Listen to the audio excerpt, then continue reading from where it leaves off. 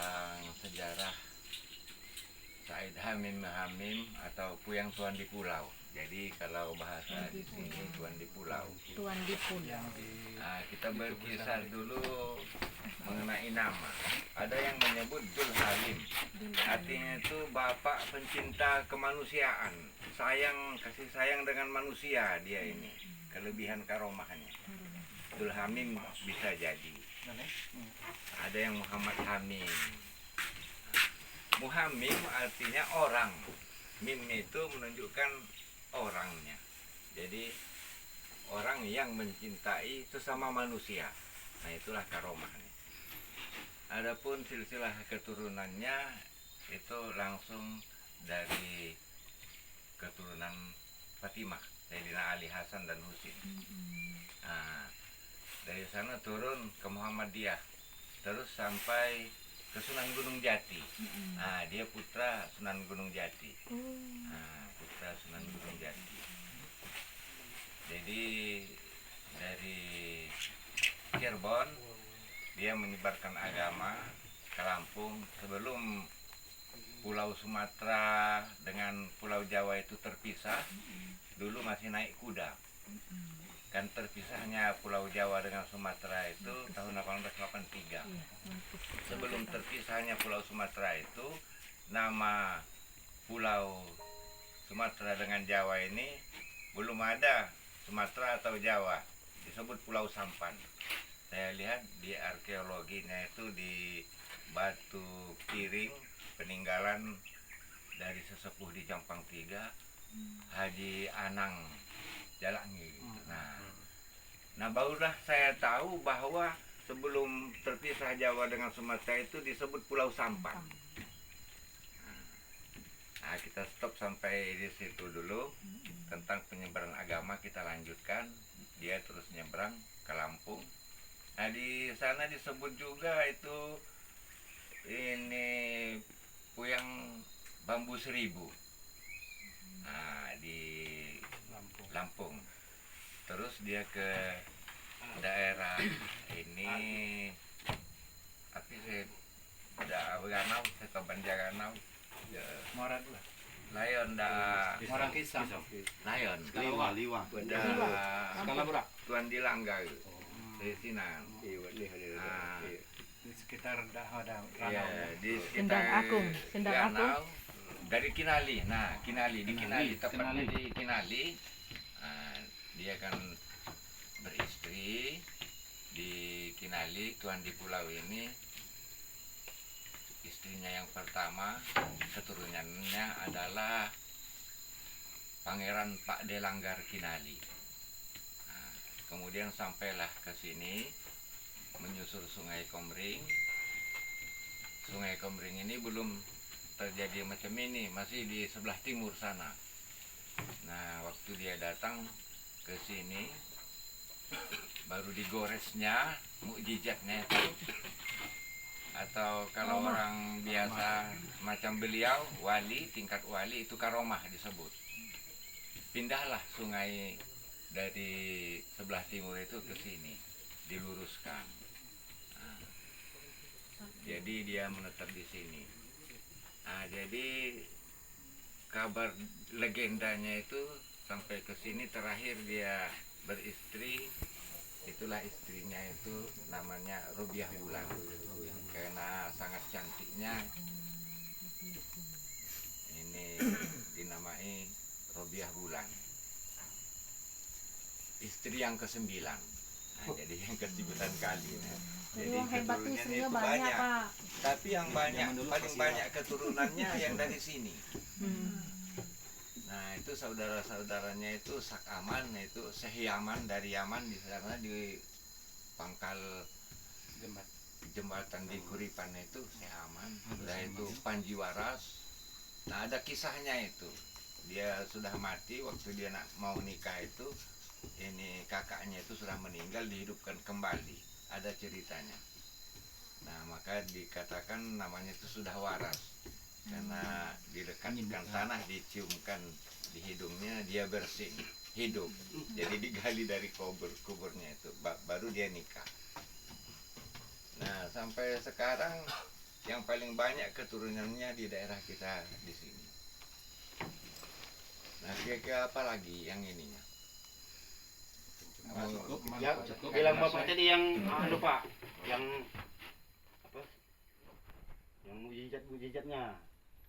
Oh, Karomah-karomahnya. Ya, ya, tongkat karomah-karomahnya. itu, itulah makanya di Palembang Raden Patah itu dinamakan cis. Cis itu terbuat dari gangsa yang di bawahnya itu ada bulatan. Nah, itulah cis, semacam linggis. Cis kalau kita disudahkan itu. Oh, Nah, itu iya, namanya iya. cis itu. Yang Iya, itu ada kerincingan. Nah, cis yang masih ada itu saya temukan di daerah Hadu Manis. Kepunyaan Poyang Salah. Tanjung Abdurrahman ya, Darussalam. Darussalam. Saya sudah pegang. Itu bisa bergerak sendiri-sendiri itu. Tanpa dipegang itu. Nah, saya sudah megangnya itu. Ditunjukkan dengan aku. Nah, itu tongkat cisnya baik, tapi yang cisnya itu sudah tidak ada lagi. Jadi mukjizatnya itu, karomahnya itu menggores ini menjadi sungai. Jadi pindahlah sungai dari yang timur. Swarna Diwipa, Suradipa. Iya. Nah, itulah asal Swarna Diwipa Swarnadipa, itu. ya. Kerajaannya itu namanya Swarna Bumi, kerajaan Iya, satu betul. bumi. Suara bum sampai di Swarna sana. Bumi. Jadi tektonik pada waktu itu yang pertama itu tanggal 11 bulan 11 320 sebelum Masehi. Itu tektonik pertama. Jadi sungai ini dari meluai pindah ke Sungai Danau, tektonik lagi, pindah lagi ke Tahun berapa tadi? Suradipa. 13 320 sebelum Masehi atau 231 Saka Cina. Tanggal yang paling tertua itu. sebelum Masehi, Pak ya. Iya, 320 sebelum Masehi. Tanggal 11 bulan 11. Hah? Bulan 11. Ya, tanggal 11 bulan 11. Oh. 320 sebelum Masehi. Itu di dalam petulisan Kotaka Purbangka. Oh, prasasti Batunya Kapurbangka. itu sudah ada di Museum Gajah. Museum Gajah di depan Hotel Bundaran Indonesia. Iya. Nah, aku ketemu dari sana. Batu apa tadi? Jadi cari ke Bangka tidak ada lagi. Batu kapur. Ketemu aku di Museum Gajah. Museum Nah, itu yang kuterjemahkan dalam buku aku tuh. Oh, jadi prasasti masuk dalam prasasti Oh, Kota jadi Kapur bapaknya ya? ada bukunya ya? Yang Kapur. bukan Di Bangka? bukan beda. Yang Beda. ini asal kerajaan. Oh, asal kerajaan. Asal kerajaan di Meluai itu namanya Kerajaan Anggang Lui. Nah, jadi dijadikan objek wisata. Ada tulisannya Kerajaan Anggang Lui. Itu 1000 tahun sebelum lahirnya Nabi Isa. Kerajaan itu. Nah, tektonik tanggal 11 bulan 11 320 sebelum Masehi tektonik.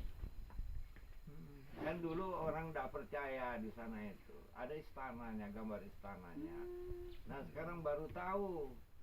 Setelah perkebunan itu dibuka, ahli geologi ini ahli tanah itu, nah, katanya dari tektonik di sini. Nah, tahu kalau orang ahli pertanahan. Nah, jadi namanya Kerajaan Anggang Lui. Setelah tektonik itu berubah menjadi Kerajaan Swarna Bumi. Rajanya Swarna Bumi. Nah, tektonik lagi terjadi ini lagi, hancur lagi, pindahlah di Palembang, di Kutogawang. Jadi Kerajaan Sriwijaya itu sebelum Kerajaan Sriwijaya itu, jadi Kutogawang itu Kerajaan Swarna Bumi yang kandang Unglin itu. Itu tektonik 10 meter. Pas terjadi zaman Nabi Musa. Nah, zaman Nabi Musa itu tektonik, tenggelam ini serpihan Kutogawang itu 10 meter di ini Pusri itu. Aku sudah teliti. Ya. Jadi ada tapak Buddha itu perlu dikenali oleh orang wisata. Di perumahan yang baru itu di pinggir kali itu ada sumur. Itu rumah pegawai Pusri. bukan pegawai yang dolok itu, perempuan. Iya. Yang uangnya si pahit lidah dia tuh, kapan ditunjukkannya meledak. Nah, aku nasihati jangan dipakai, aku bilang itu. Itu bakal menyengsarakan. Nah, jadi di depan rumahnya itu ada tapak Buddha. Satunya lagi tapak Buddha itu di Kuto Gawang pas di puncak bukit itu ada lobang itu di tengah-tengahnya ada poyang. Nah ditemukanlah itu batu segi 4 beratnya 4 ton. Segi 4 kira-kira ini 40 cm atau 30 1 meter 20 kira-kira lebarnya. Nah, jadi waktu aku di sana riset di Dongkel itu kayu 812 itu yang macam ini patah. Nah itu tapaknya. Nah itu di Kuto Gawang. Jadi ada patung sebelah timur dan patung sebelah barat. Patung sebelah timur itu sudah ada di sana aku lihat. Zaman Ibu Tutut dulu barangkali diangkut. Dulu di depan ini di tahun 77 di depan apa itu rumah sakit Benteng itu ada kantor CPM. CPM dulu masih komandannya. Jadi aku nengok di bawahnya itu patung itu patah. Kira-kira 5 meter, patah pas di pusatnya di sini ya. Patah 2. Nah, sampai di sana kulihat sudah dijapit di baut. Nah, jadi aku tuh terpesona ada orang barat 1, orang Cina 1 menatap yang patung itu katanya, alangkah sombongnya Buddha ini. Aku lihat, gimana lah dikatakan sombong ini. Nah setelah aku lihat, rupanya dia itu mijakkan batu gunung, yang batu lumpang itu, anak laki-laki kecil. Aku bilang ini, bukannya dia sombong, ini zaman Fir'aun, Ramses II, membunuh setiap anak laki-laki yang lain. Nah itu nyambung kita kalau dengan Quran itu kan. Nah, beda dengan orang barat. Nah, jadi artinya Kuto Gawang itu sebelum Sriwijaya istana itu masih di zaman Nabi Musa terjadi tektonik, patahlah terjungkal, patah 2. Nah itu yang sayangnya orang kita di Palembang itu tidak mau riset, cuman dari buku ke buku ngadopsi ini ajaran dari barat, orang luar. Padahal kalau kita mau ini ketemu seluruh sejarah itu terungkap. Nah, istana yang kedua itulah Kuto Batu. Kuto Batu itu terbakar, iya. Kita stop dulu sampai di sini, nanti kita Nanti lanjut. Pak Yoja sejarah. Iya. Dah sinana. Iya, dah. Kota Batu sudah lagi. Iya, Kota Batu Pak Iya, Yoja iya. diketahui sejarah Sriwijaya bahwa Pak istana. Heeh. Profesor lagi mak pandai. Iya. Nah, jadi yang kedua itu Kota Batu. Baru tahun 517 Sriwijaya itu dilantik. Sebab Tianjek anak cucu Sriwijaya unyin seluruh keraton di Jawa sudah, malah seluruh satu bumi pangeran-pangeran jak kita aja sampai Romawi. Sampai di Perancis, sampai pegunungan Pirenia, sampai di Aquatia. Edo Hertong dengan Hertong dong. Kapolri saya hibat na jama kita. Tapi ganta kita mak peduli saya di ilmu pengetahuan sah. Jadi mak hebat. Iya. Nah, kita kede di hulu, mudah rendah diri jadi karena kita lupa dengan sejarah. Nah, jadi ini Kuto Batu itu istana Sriwijaya, dia dilantik tahun 517 Masehi. Nah, ada silsilah keturunannya.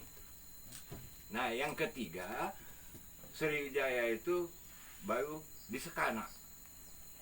Nah, yang keempat di zaman Ki Gede Insuro, patihnya Patih Kendil, baru di ini istana yang keempat di rumah bayi ini apa namanya itu benteng Iya. sampai ke Cinde. Iya. Nah itu dulu benteng, tapi dijual uang yang di pasar ini tukang jual rokok itu untuk apa itu nimbun bangunan-bangunan, habislah benteng itu sampai menaranya itu.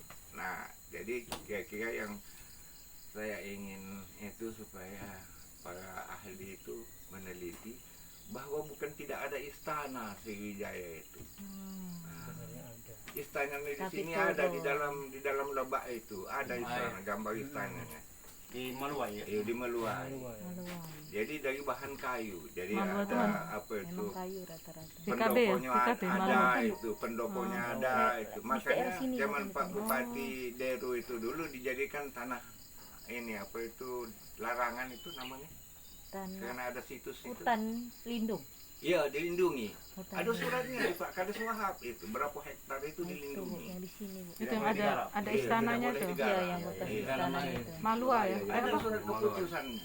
Nah, di dalam banyu jadi 10 meter. Oh, Itu dalam jadi- air. meter Jadi karena kalau tektonik pada tadi Nah, Bu. jadi kira-kira sini ada informasi mungkin pada waktu ini saya dapat menyampaikan dan para pemikir-pemikir mudah-mudahan bisa berjalan sesudah saya. Amin. Terima kasih. Nah, sekian dulu, kita akan melanjutkan perjalanan. Wabillahi taufiq wal hidayah.